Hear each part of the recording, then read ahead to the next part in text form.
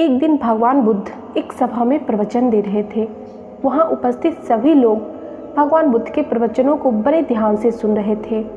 तभी सभा में से एक व्यक्ति खड़ा हुआ और बोला, मुनिवर, मैं बहुत बड़े संकट में हूँ। मैं रोज़ दुखी रहता हूँ क्योंकि मुझे लगता है मैं आज तो खुश रह लूँगा, पर मेरे कल का क्या होगा। ये कल की टेंशन मुझे आज भी खुश नहीं रहने देती। क्या इसका कोई उपाय है? भगवान बुद्ध मुस्कुराए और बोले, ये सत्य है, हर दुख का निवारण होता है। तो व्यक्ति बोलता है, वो कैसे मुनिवर? भगवान बुद्ध बोले, मैं तुम्हें एक कहानी सुनाता हूँ, इसे ध्यान से सुनो। बहुत समय पहले की बात है। एक जादूगर लोगों को जादू दिखाता और हंसाता। धीरे धीरे जादूगर फेमस हो गया और उसकी चर्चा राजमहल तक जा पहुंची।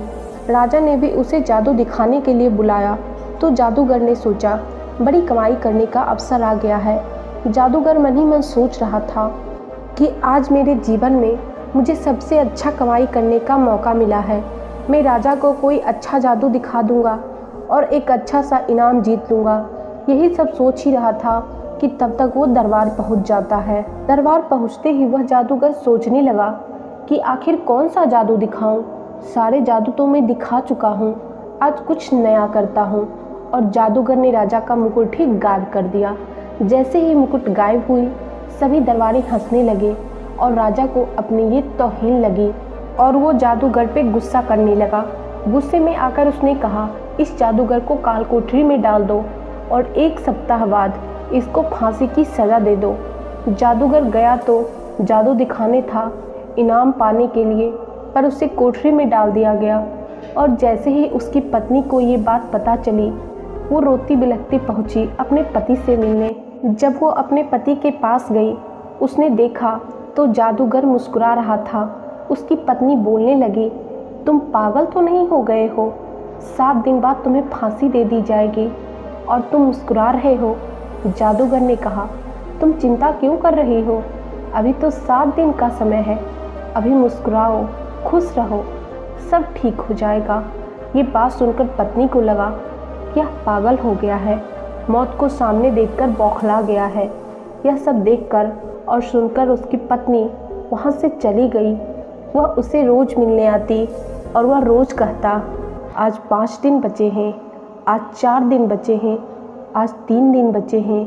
और अंत में फांसी का दिन आ गया और राजा आखिरी बार घोड़े पर सवार हो जादूगर से मिलने गया। जैसे ही जादूगर ने राजा के घोड़े को देखा तो उसके दिमाग में एक आइडिया आया। जैसे ही राजा उसके पास पहुँचे तो जादूगर जोर जोर से रोने लगा। तब राजा बोला, उस दिन तो मेरा मुकुट गायब कर रहा था, जादू दिखा रहा था, और आज फांसी का दिन आया तो रो रहा है। तब जादूगर ने कहा, नहीं महाराज, मैं मरने से नहीं डर रहा। मरना तो एक दिन सबको है।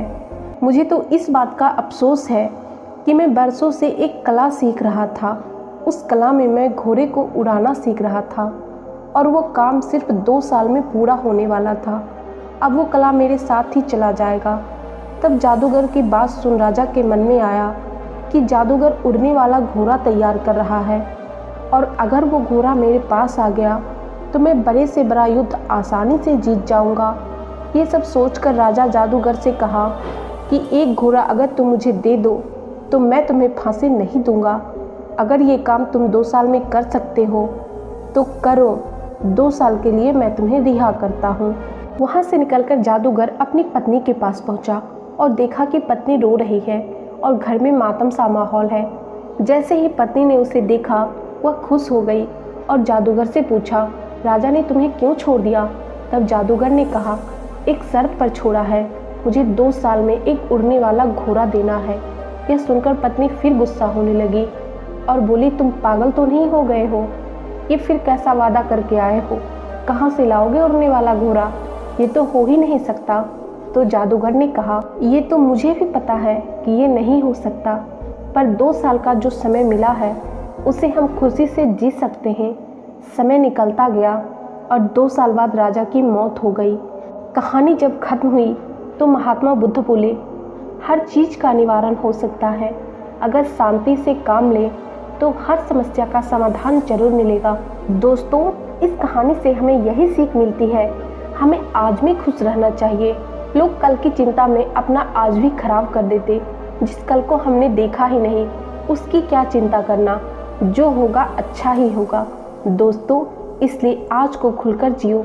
अगर हमारे पास कुछ है तो वो आज है। कहानी कैसी लगी अपनी राय हमें कमेंट बॉक्स में ज़रूर देना, और इसी तरह के मोटिवेशनल वीडियो देखने के लिए हमारे चैनल को सब्सक्राइब करके बेल आइकन जरूर प्रेस कर लेना। आज के वीडियो में इतना ही, मिलते हैं नेक्स्ट वीडियो में, तब तक के लिए धन्यवाद।